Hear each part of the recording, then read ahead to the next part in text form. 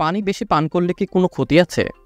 এক গবেষণায় পানি পান নিয়ে বিভিন্ন ভুল ধারণা এবং অতিরিক্ত পানি পান করার অসুবিধা সম্পর্কে মতামত দিয়েছেন ভারতের আয়োধ্যমা অ্যান্ড স্যার গঙ্গারাম হাসপাতালের জ্যেষ্ঠ পরামর্শদাতা ডাক্তার পারমেশ্বর আরোরা। পানি পান করা নিয়ে কিছু ভুল ধারণা। কোষ্ঠকাঠিন্য, গ্যাস, অ্যাসিডিটি ইত্যাদি সমস্যার কারণ হজমের ক্ষমতা দুর্বল হওয়া, যার জন্য দায়ী বিভিন্ন হজমে সহায়ক এনজাইম।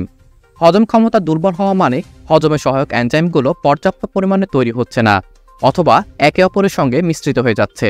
হজমের সমস্যা সারাতে পানির কোনো ভূমিকা নেই, তাই পানি পান আপনার কোনো উপকারে আসবে না, বরং অতিরিক্ত পানি পান হজমের সমস্যা আরও জটিল করে তুলতে পারে।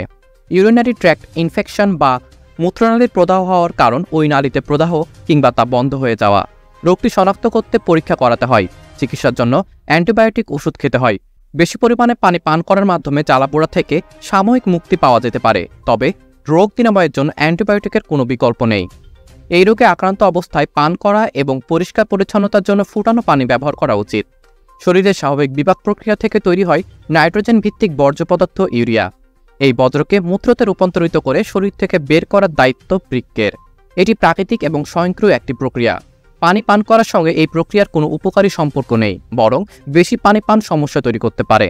পানি পান করলে মূত্র তৈরির স্বাভাবিক প্রক্রিয়াতে ঝামেলা হতে পারে এবং শরীরের জন্য প্রয়োজনীয় আয়ন মূত্রের সঙ্গে বের হয়ে যেতে পারে।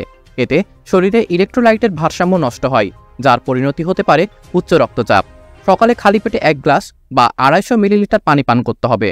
খাওয়ার ঠিক পরপরই পানি পান করা যাবে না, বরং পুরো খাওয়ার মাঝে 1 কাপ পরিমাণ বা 150 মিলিলিটার পানি পান করতে হবে চুমুকে চুমুকে। দুপুরে খাওয়ার পর থেকে রাতে ঘুমানোর আগ পর্যন্ত 1 ঘন্টা পর পর 1-2 চুমুক পানি পান করতে হবে। পানি মুখে নিয়ে 5 থেকে 10 সেকেন্ড রেখে তারপর গলদ্ধকরণ করা উচিত। সবসময় ফুটানো পানি পান করতে হবে। ফুটানোর 12 ঘন্টা পর ওই পানি পান না করাই ভালো। পানি পানের স্বাস্থ্যকর পরিমাণ নির্দিষ্টভাবে নির্ণয় করা সম্ভব নয়। এটি নির্ভর করে আবহাওয়া এবং একজন ব্যক্তির শারীরিক পরিশ্রমের পরিমাণের ওপর। পাশাপাশি সারাদিন অন্যান্য তরল কতটা পান করা হচ্ছে সেটাও হিসাব রাখতে হবে। দৈনন্দিন খুঁটিনাটি সমস্যাগুলো সারাতে পানি পান করা সমস্যাগুলোকে দীর্ঘস্থায়ী করে তুলতে পারে। মনে রাখতে হবে, পানি পর্যাপ্ত পরিমাণে পান করতে কুসুম গরম পানি পান করতে হবে এবং ধীরে পান করতে হবে।